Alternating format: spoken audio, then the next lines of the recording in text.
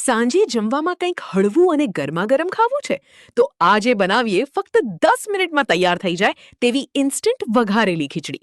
સૌથી પહેલા કુકરમાં થોડું તેલ ગરમ કરી તેમાં રાઈ નાખી તતડાવો. હવે તેમાં જીરું અને હિંગ ઉમેરો. ત્યારબાદ મીઠો લીમડો, સિંગદાણા, લાલ સૂકા મરચા, તમાલપત્ર અને લવિંગ નાખીને મસ્ત સાતરી લો. હવે તેમાં ઝીણી સમારેલી ડુંગળી, બટાકા અને લીલા મરચાં ઉમેરીને બરાબર મિક્સ કરી લો. આ વઘારની સુગંધ આખા ઘરમાં મહેકી ઉઠશે. ત્યારબાદ તેમાં હળદર, લાલ મરચું પાવડર અને સ્વાદ મુજબ મીઠું નાખો.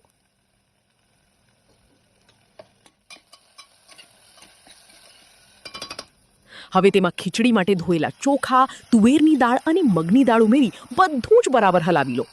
જરૂર મુજબ પાણી ઉમેરી કુકરમાં 3 સીટી વગાડી લો.